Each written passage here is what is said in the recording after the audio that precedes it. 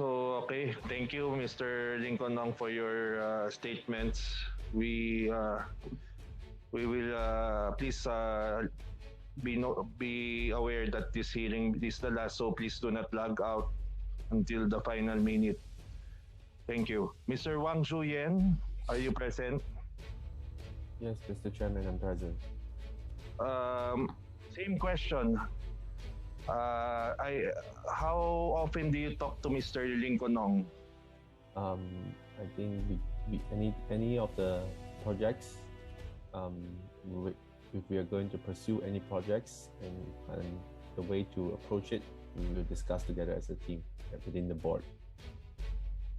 Okay. Why is it that despite that you talk often, you are both on record providing contradicting and inconsistent statements in your business dealings? I think as explained in the first in that specific Senate hearing, it was I don't believe it was a contradicting statement. I think as if you notice the way that the Senate hearing is conducted, whenever we name a person, that person is brought up, scrutinized, and harassed in many ways. We name a supplier, the supplier is brought up, his supplier is brought up. I mean, we wish to shed the light with the truth, but the company name is already in the drain by what the Senate is doing. But if we are still young, we still want to do business, and by naming people, you will drag their name, drag anyone's name along the way, then it's very difficult. I think at that point in time, Lincoln was considering that he just does not want to implicate people who have helped him. And specifically in this case, Mr. Michael Young helped him with the financing because the company was not able to do that. Therefore, I thought that I saw the hesitance in him, and therefore I quickly stood up and said to speak the truth, because despite the pressure that we might have from naming people, but it is necessary to speak the truth on that matter. So that's why I think there was a miscommunication and difference in our statement at that point in time. You mentioned in the Senate hearings that PHARMALLY had a letter of credit amounting to 500 million with Union Bank around November 2020. You then later tried to amend this statement that it was not true after the Senate Blue Ribbon Committee brought up that PHARMALLY had more than 4 billion with Union Bank. Can you present to this committee substantive bank documents to prove your updated claim? Can you provide the committee document? Mr. Chairman, as I've said in the Senate hearing, I did not have that source document with me. That I believe it was a letter of credit, but I was subsequently corrected by the bank that was a certificate of credit. And I'm willing to address that because I wasn't finance trained, so I may have spelled it wrongly and the definition of documents may not be as clear to me. However, I will state on record that we never used that letter of credit or that certificate of credit in name. But I can supply that original document for that certificate of credit to the... So you did not use that certificate of credit? We did not use that certificate of credit, no.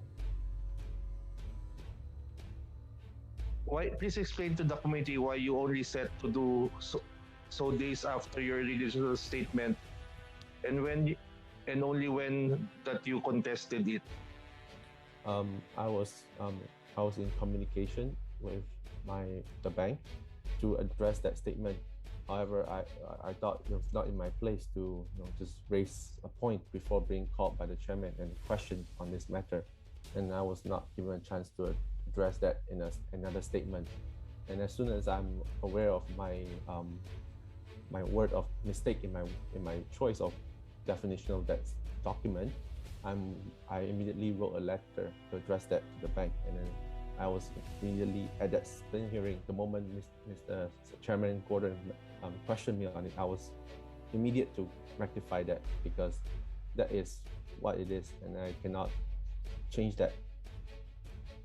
So, what again is your nationality, Mr. Wang Shuyen? Are you Singaporean, Taiwanese, or Chinese? I'm Singaporean, Mr. Chairman. Okay. Are you a dummy for Michael Young? No, Mr. Chairman, I'm not a dummy from Michael Young or anyone. What is his participation in your company? Mr. Michael Young's participation is solely on the supply and financing side of certain projects. Not all projects, I need to repeat that. Not all projects are financed by him. Not all supplies came from him.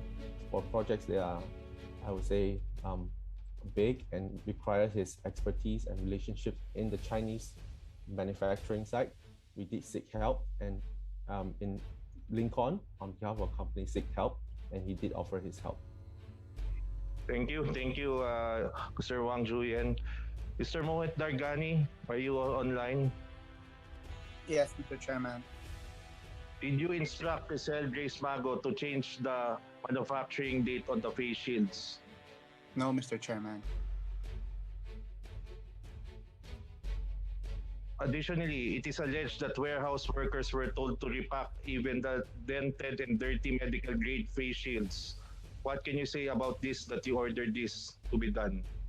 No, Mr. Chairman. No instructions were given except for the repacking of the inconsistently numbered face shields, and to make it into 10 face shields into one pack. That was the only instructions given. Ms. Twinkle Dargani? Present po, Mr. Chairman. Are you aware as president, you are the president, right? You're the previous president, is that correct? Yes, I was the previous president po. Are you I was aware? acting president. Are you aware of your company's financial records and transactions as the president? No po. No. So are you just a figurehead or active president? I'm sorry, could you repeat the question, sir? Was I Figurehead. You're not an active president doing Yes day-to-day. po, yes. I'm not part of daily operations po. So you were just put in by your brother as an additional member of the board. Is that correct? Yes po. Thank you. Mr. Michael Yang?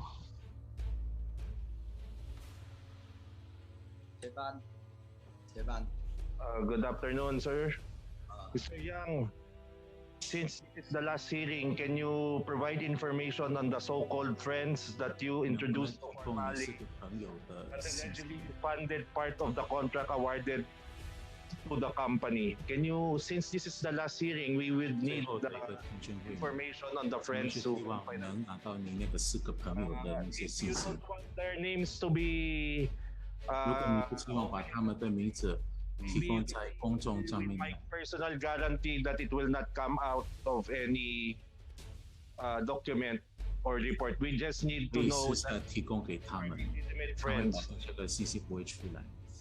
好的，Chairman，你刚说这些朋友确实不想给他们公众的这个信息，因为他们是生意人，也不想参与这些。 因为他们是只有提供货物跟基金帮忙的，他们是生意人。到时候我私下会把名字给他们。Mr. Chairman, Mr. Yang said that this businessman that he referred, they do not want their information to be disclosed to the public because they're businessmen po. Yes, we will not. Please trust us. We will not divulge it to the public. The public, including nobody that is not part of the committee, will be given the names. We just want to know if these names are just made up by you or there are 想知道这些名字是不是你自己提供的，或者是事实上的。你刚说这些名字也是我提供的，是40人中国这4个人，他们有交代我们不能提供这些信息，因为他们生意人，他们有自己的。 Yeah, Mr. Chairman, these are actual people po, and these people, when communicated with Mr. Yang and asked him not to disclose their information daw po.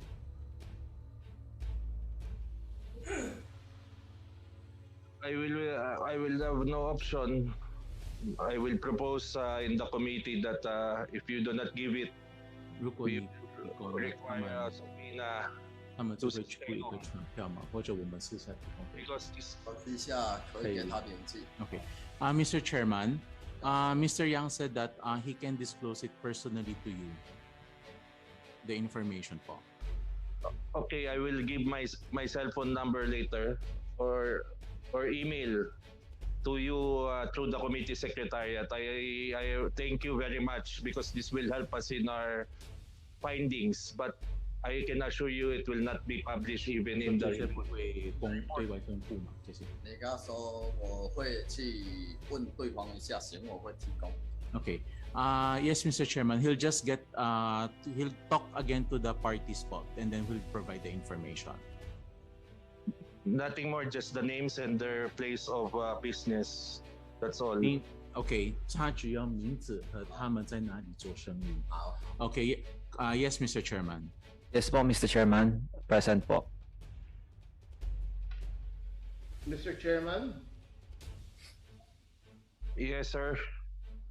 Mr. Chairman, I am Ferdinand Topacio. I am representing Mr. Lincoln Ong. May I be allowed to make a few words, Mr. Chairman, please? You have been advised you cannot address the committee directly. You can only advise your client, Mr. Lincoln Ong, sir. Sir, if I may, if with the kind permission of the chairman and the committee, I wish to manifest that there is no way I can advise my client, Your Honors, at this point because his phone has been taken away from him by the Senate. So that is the only concern I wish to bring before this honorable committee, Your Honors. Not that I want to speak directly to the committee. I apologize if I have breached any rules of the committee, but there is no other way since we are on Zoom for me to relay this information to the committee. Thank you, Mr. Chairman. According to Section 13 of the Rules of the House of Representatives, Paragraph 4, sir, you are only limited to advising your client and you cannot participate in the hearing directly. Yes, Your Honor, I am aware of that. In that case, Your Honor, since I cannot communicate with my client directly, may I address him instead, Your Honor, considering that I'm not physically present? You can address, you can address him now. Yes, Your Honor, I have been advised in the Senate, Your Honors. We have formally written Senator Richard Gordon in his capacity as chairman of the Blue Ribbon Committee that my client no longer wishes to participate in any further proceedings, Your Honor. Yesterday or the day before, my co-counsel, Attorney Don Rico Capunan, met with Mr. Ong in order to obtain his sentiments with respect to this hearing, and it was relayed to me by Attorney Capunan, and he's here present to affirm my statement, that Mr. Ong has also signified that if only to be fair to the Senate, he wishes to be excused, although if there are reasonable questions to be propounded by the committee, is more than willing to answer them, Your Honor. That is all that I wish to manifest. Again, my apologies for taxing the patience of the committee and taking its time. Thank you, Your Honors. Thank you. Mr. Lincoln Ong, are you here? Yes po, Mr. Chairman. Magandang hapon po. Magandang hapon. Mr. Lincoln Ong, during the course of your contracts with the government, how often would you and Mr. Wang Zhuyan speak to each other?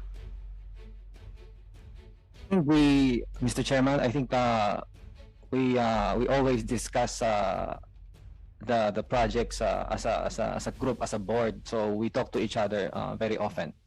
Every day? I can say that as a group. How is it that despite being in the same company, you are both on record providing contradicting and inconsistent statements? Mr. Chairman,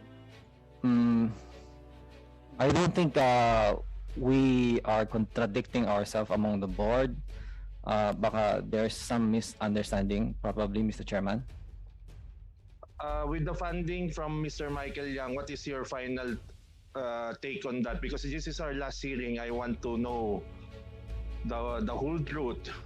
What is the participation of Michael Yang in your company? Mr. Chairman, allow me to clarify. We indeed seek for financial help or assistance or whatever we can call it kay Mr. Michael Yang. And then, true enough, he was able to help us to secure the goods and bring the goods here dito sa Pilipinas. Landed talaga siya. So, in our perspective, kung ano mang gustong angulo ni Mr. Yang, mayroon po kaming obligation kay Mr. Yang. So, kung tawaging utang man yan or loan man yan, para sa akin hindi po importante. Para sa akin po is tinulungan po kami para maiparating yung mga goods. Meron po kami obligation na kailangan bayaran. Yun po yung sa side ko po. Di ba before ikong translator ni Mr. Yang? Yes po, Mr. Chairman. How many years? If my memory serves me right, it's starting at the end of 2016 until end of 2019, Mr. Chairman. Tapos ito ng PHARMALLY na pinasukan mo. Mr. Chairman, accidental din this PHARMALLY na to eh. I was if Mr. Chairman allow me to further explain about my situation is umalis po ako. I decided to do something on my own in the later part of 2019 because nabuntis ko po yung girlfriend ko. Ayun. So, gusto ko maghanap ng buhay. I wanna have a family. So, yun, wala na ako kay Mr. Michael Yang. And then,